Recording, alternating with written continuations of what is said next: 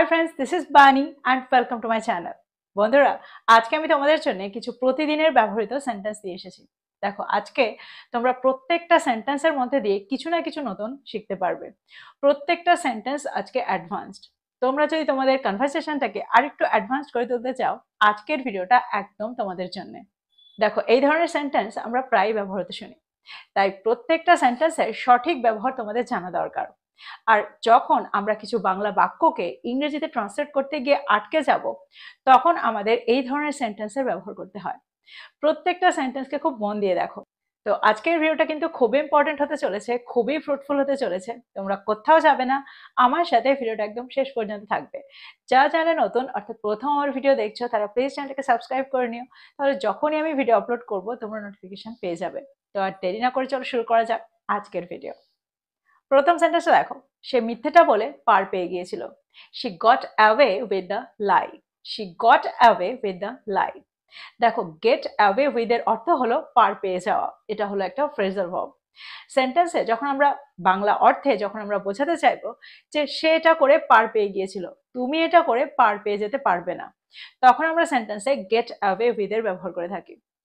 যদি আমি বলি তুমি একটা অপরাধ করে পার পেতে পারবে না, you can't get away with committing a crime. You can't get away with committing a crime. আর একটা এক্সাম্পল দেখো, অন্যদের আঘাত করে কেউ পার পেতে পারে না। No one can get away with hurting others. No one can get away with hurting others. তো তোমরা বুঝতে পারছো এই ধরনের সেন্টেন্স আমরা কিভাবে তৈরি করতে পারি, এই ফ্রেজাল ভার্বটা দিয়ে আমরা সেন্টেন্স কিভাবে তৈরি করতে পারি। এবার আমরা দেখবো পরের সেন্টেন্সটা। যদি আমি বলি সংবাদটা শুনে সে হতবাক হয়ে গিয়েছিল। She was taken aback by the news. She was taken aback by the news. দেখো, হতবাক হয়ে যাওয়া এরকম অর্থে আমরা সেন্টেন্সের শক এই ওয়ার্ডটারও ব্যবহার করতে পারি। তাহলে সেন্টেন্সটা কি হবে? She was shocked by the news, বা আমরা এটাও বলতে পারি she was shocked to hear the news. পরের সেন্টেন্সটা দেখো, এটা চেষ্টা করার মতো। It is worth trying. It is worth trying. যদি আমি বলি, অর্থাৎ এটার জায়গায় যদি আমরা বলি এই সিনেমাটা দেখার মতো, তাহলে সেন্টেন্সটা কি হবে? This movie is worth watching. This movie is worth watching.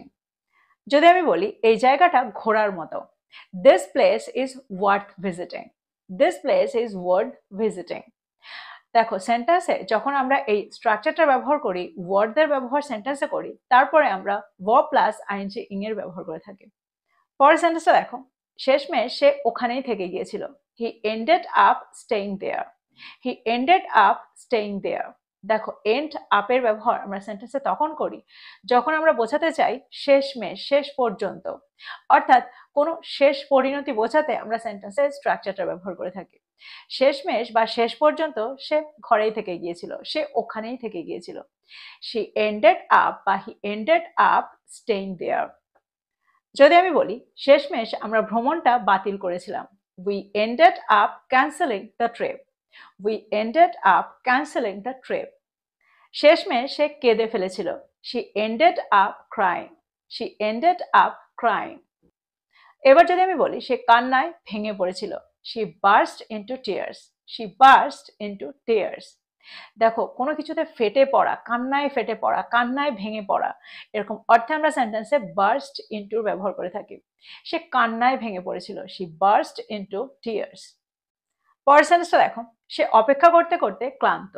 আমরা এই ধরনের সেন্টেন্স প্রায় বলে থাকি, এই ধরনের বাংলা অর্থ প্রায় করে থাকি। সে অপেক্ষা করতে করতে ক্লান্ত। সে কথা বলতে বলতে ক্লান্ত হয়ে গেছে। সে ব্যাপারটাকে ব্যাখ্যা করতে করতে ক্লান্ত হয়ে গেছে। তো এরকম অর্থে আমরা সেন্টেন্সে কোন স্ট্রাকচার ব্যবহার করব, সেন্টেন্সটাকে আমরা কিভাবে তৈরি করব? আমরা এখানে বলবো she is tired of waiting. She is tired of waiting. যদি আমি বলি সে এটা ব্যাখ্যা করতে করতে ক্লান্ত, she is tired of explaining this. She is tired of explaining this. যদি আমি বলি সে সবকিছু ব্যাখ্যা করতে করতে ক্লান্ত, he is tired of explaining everything, বা she is tired of explaining everything.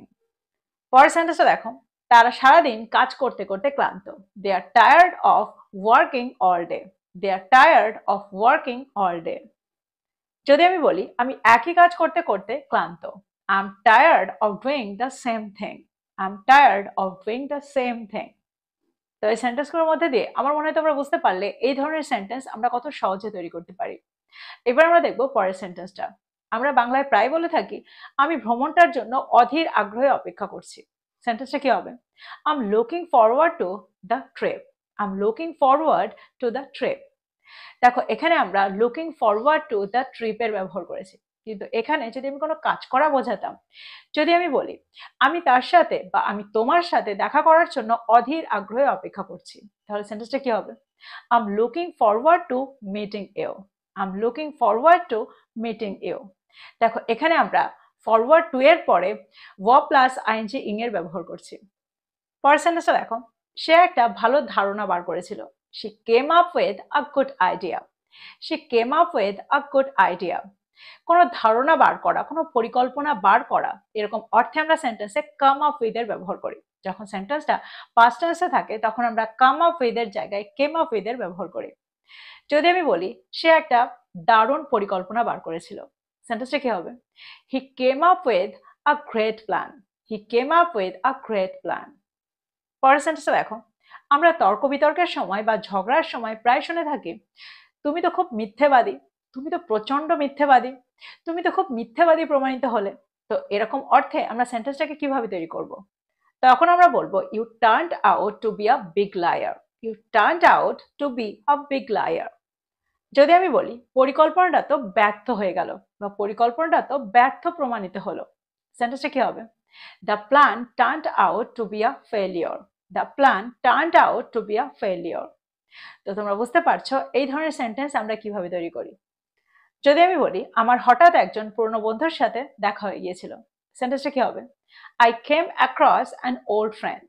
I came across an old friend. পরের সেন্টেন্সটা দেখো, এই চাকরিটা নিয়ে আমি বিরক্ত হয়ে গেছি বা এই কাজটা নিয়ে আমি বিরক্ত হয়ে গেছি। I am fed up with this job. I am fed up with this job. I am fed up, যার অর্থ হলো আমি বিরক্ত হয়ে গেছি। পরেরটা দেখো, সে কোনো মতে পালাতে পেরেছিল। He managed to escape. He managed to escape. সে কোনো মতে পালিয়ে গিয়েছিল, সে কোনো মতে পালাতে পেরেছিল। যদি আমি বলি সে প্রস্তাবটা প্রত্যাখ্যান করেছিল, she turn down the offer. She turn down the offer. প্রস্তাবটা প্রত্যাখ্যান করো না। Don't turn down the offer. Don't turn down the offer. Turn ডাউনের অর্থ হলো প্রত্যাখ্যান করে দেওয়া, না করে দেওয়া। পরের সেন্টেন্সটা দেখো, তিনি নেতৃত্ব দেওয়ার জন্যই জন্মেছেন। আমরা বাংলায় প্রায় বলে থাকি তিনি নেতৃত্ব দেওয়ার জন্যই জন্মেছেন। তিনি শিক্ষকতা করার জন্যই জন্মেছেন। তিনি ডাক্তারি করার জন্যই জন্মেছেন। তো এই ধরনের সেন্টেন্স আমরা কিভাবে তৈরি করতে পারি? এখানে আমরা বলবো she was born to lead. She was born to lead, যার অর্থ হলো তিনি নেতৃত্ব দেওয়ার জন্যই জন্মেছেন। যদি আমি বলি তিনি শিক্ষকতা করার জন্যই জন্মেছেন, সেন্টেন্সটা কি হবে? He was born to teach. He was born to teach.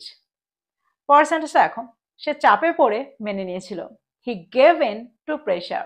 He gave in to pressure. দেখো গিভ ইন এর অর্থ হলো মেনে নেওয়া বা হার মেনে নেওয়া, কিন্তু সব সময় আমরা সেন্টেন্সে গিভ ইন এর অর্থ হার মেনে নেওয়া বোঝায় না, আত্মসমর্পণ করে নেওয়া বোঝায় না। আমরা এখানে এই সেন্টেন্সটাতে বোঝাতে চাইছি মেনে নেওয়া। সে চাপে পড়ে মেনে নিয়েছিল। He gave in to pressure. যদি আমি বলি সে চাপে পড়ে হার মেনে নিয়েছিল, সেন্টেন্সটা কি হবে? হি gave in under pressure. He gave in under pressure. দেখো দুটো সেন্টেন্সের মধ্যে কিন্তু পার্থক্য রয়েছে। যদি আমি বলি তারা জনতার দাবি মেনে নিয়েছিল, they gave in to public demand. They gave in to public demand. পরের সেন্টেন্সটা দেখো, যদি আমি বলি এটা আমার ওপর নির্ভর করে না, সেন্টেন্সটা কি হবে? It's not up to me. It's not up to me. এটা তোমার উপরে নির্ভর করে, সেন্টেন্সটা কি হবে? It's up to you. It's up to you. এটা তার ব্যাপার বা এটা তার উপর নির্ভর করে। It's up to her. It's up to him. পরের সেন্টেন্সটা দেখো, সে পুরো রাত জেগেছিল। He stayed up all night. He stayed up all night. দেখো রাত জাগা বোঝাতে, অনেক রাত জেগে থাকা বোঝাতে আমরা স্টে আপের ব্যবহার করে থাকি। অনেক রাত পর্যন্ত জেগেছিল, অর্থাৎ সেন্টেন্সটা পাস্ট টেন্সে রয়েছে।